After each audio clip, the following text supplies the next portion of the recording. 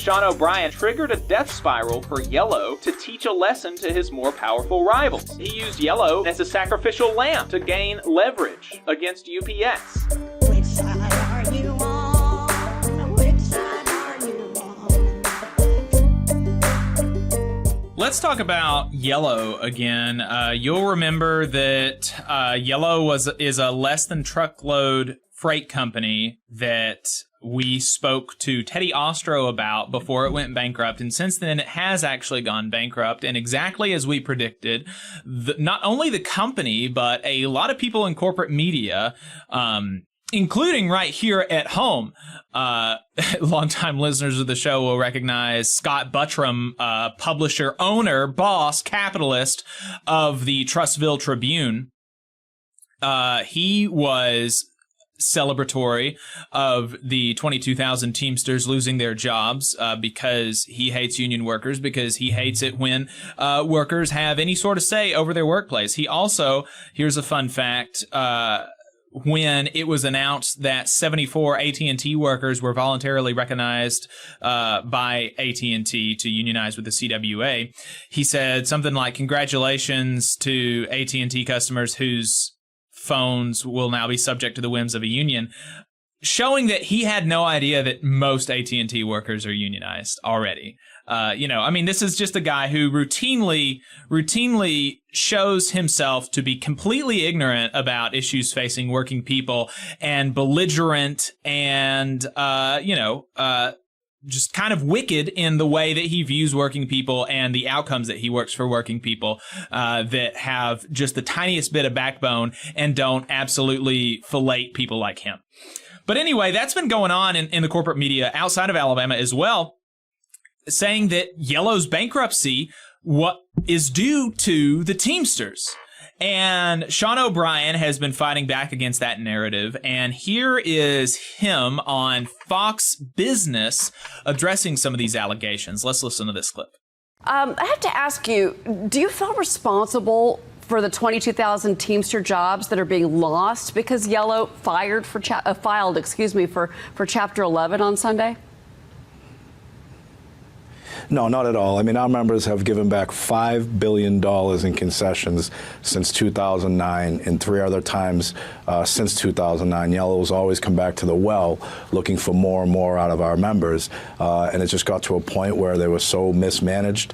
It's always easy to blame someone else, and that's okay, but at the end of the day, the facts don't lie, and Yellow's got to look themselves in the mirror and accept what they've done. Well, the company is now, again, they've filed, it looks like it's going to be an asset sale, the trucks, the terminals, etc. But when Mark was here yesterday, Mark Kasowitz, he told me, and I'm paraphrasing, he said, at the last minute when they, meaning you and your team, understood that Yellow had to file, that union leadership called the company, this is over the weekend, numerous times, try to get the company to make a deal. But at that point, Mark says it was too late to save the company. The company reached out to us. We were meeting, and the company wanted all kinds of changes that, look, the reality of it, they were so far in debt, no matter what happened, it would have never worked. And, it's like I said, it's easy to blame someone else. Think about this. Our members gave back $5 billion in pension and wages since 2009. The company received $700 million under the CARES Act for COVID under the Trump administration, and then Apollo Global gave them another $600 million a couple of years ago. So they couldn't even manage what they were given, and it's easy to blame everybody else. But you look back and see what our members sacrificed. And the sad part about this whole thing is now through this liquidation, we definitely need bankruptcy reform in this country, because all those concessions and all the money and all the jobs lost and the obligations, our union members, our union funds, the last line are creditors. So everybody's going to reap, the benefits of the liquidation, whether it's, and I hope the CEO has a little moral compass and doesn't take any type of golden parachute, because, at the end of the day, he's got to accept the consequences for what he did. And so that was Sean O'Brien educating Fox News about what has actually happened. And, you know, I am certainly not holding my breath of waiting for a CEO of a multi-billion-dollar company to have a moral compass, but hope springs eternal. And what she was saying is exactly what the host was saying is exactly what not only has the company been going with on TV, but they actually put these allegations in their official bankruptcy filing. It was penned by a former conservative Republican congressional candidate, according to the American Prospect, who wrote an article about this titled Yellow Scapegoats Teamsters for Apollo-Led Bankruptcy. And in that filing, the American Prospect says that the person who wrote it spins a tale about, quote, a plucky little company that was ritually executed by a power-mad union boss. And so they allege Sean O'Brien, and here's a quote from the filing, quote, knowingly and intentionally triggered a death spiral for Yellow to teach a lesson to his more powerful rivals. And, you know, despite no evidence for that and no reasoning for that. And so they say that he used Yellow, Sean O'Brien, as a sacrificial lamb to gain leverage against UPS. He also claimed that O'Brien deliberately prevented the company from adopting the second phase of One Yellow, which was a restructuring program that Yellow put out. And Yellow claims that instead of complying with them, Yellow and the Teamsters made, quote, extra contractual demands. Yellow, in the company's telling, tried to accommodate the union, but the union was just simply too obstinate and would not ever make any concessions necessary to keep the company alive. So they say that by stalling phase 2, O'Brien, quote, intended to weaken Yellow, scare off Yellow's customers, inhibit Yellow's ability to refinance its debt, and to generally erode market confidence in Yellow's ability to continue, all in service of gaining leverage as the Teamsters' negotiations with UPS unfolds. And what the American Prospect does in this article is really great. And then I'm going to come in with some more context from an article from the Lever News, which this is all really fascinating and important stuff if you actually want to understand what's happened with Yellow. The American Prospect says, left out of this narrative is the fact that phase 2 of One Yellow likely would have translated to job losses.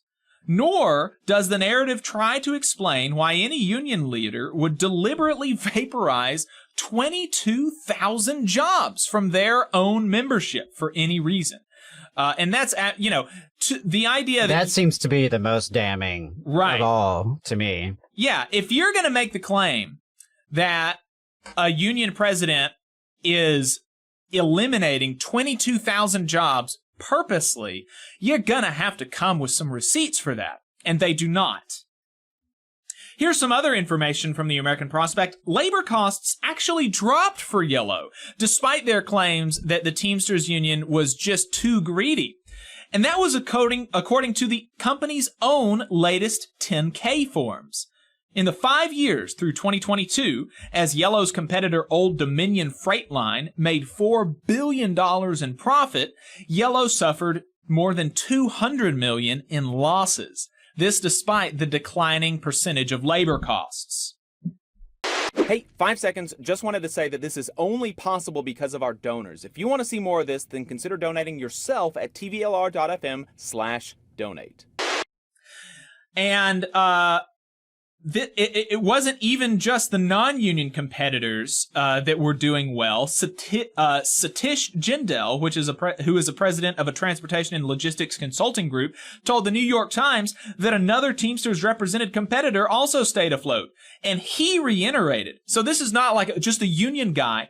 This is a transportation and logistics consulting group, right? So this is not, when you hear those words, these are not the most labor-friendly people. He is saying that Yellow suffered largely because of mismanagement. And this mismanagement specifically is its string of acquisitions through the 2000s where they pitched subsidiaries that they acquired and then owned to compete against one another. Right? So these are multiple companies that Yellow is owning, and they're pitching them against each other, trying to make them compete with one another instead of trying to make them cooperate with one another.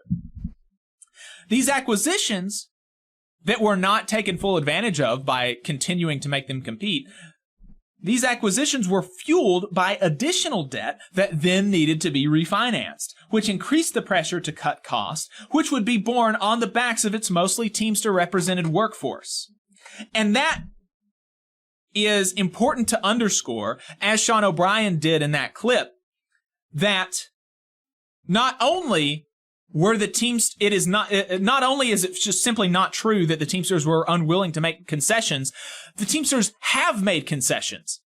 A bunch of concessions. Over the past 5 years, the Teamsters gave back what amounted to $5 billion in concessions to Yellow. $5 billion split between 22,000 employees. If you do the math, that is nearly $250,000 per employee over the past 5 years. Okay? So these workers have already sacrificed a lot for this company. More than the bosses have, certainly. They've sacrificed for this company, and additionally, they got a lot of loans to try to refinance and try to make things better that they were not able to capitalize on. And that's not the union's fault, because the workers are never asked about any of these financial decisions or management decisions or anything like that. Chris Townsend told the American Prospect that the author of the bankruptcy filing clearly does not understand how union contracts and negotiations work. He asserts that the union somehow understood and supported his One Yellow scheme, which was purported to save the company. This is a personal attempt by Doheny, the author of the bankruptcy filing, to absolve himself for a mess that he joined mid-mess and could not manage. The Teamsters General Secretary-Treasurer Fred Zuckerman had similar sentiments, the American Prospect reported. Quote, "When mismanaged companies like Yellow cry about needing more flexibility to modernize, they're telling you that they want to take advantage of workers." That's exactly right. It's important to understand. And so I mentioned loans a little bit ago. And it's interesting learning about the source of these loans.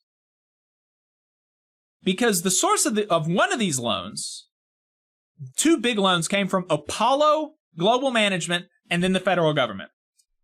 So, and Apollo Global Management is really set to get a lot of these financial assets. They're looking pretty as this bankruptcy goes through.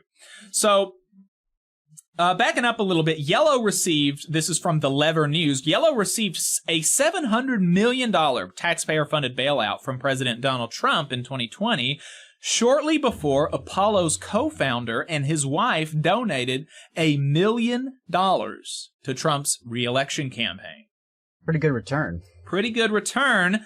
And so though Trump constantly depicts himself as a pro-worker populist, his administration's bailout of Yellow was structured to permit Apollo to get paid back in a potential bankruptcy before the government. The result is that truckers now face mass layoffs, and taxpayers could see hundreds of millions of dollars in losses, all while the Trump donors' Wall Street firm benefits from a government-funded cushion. And the loan terms that the Trump administration gave to Yellow were actually even more generous than Yellow had sought. So Yellow sought a loan from the government, and the government gave them an even better deal than they asked for. That's according to Congressional Oversight Committee records that the Lever acquired and reviewed. Insane. Insane. And so it's important to understand, why would the government do this? Apollo has significant ties to the Trump administration.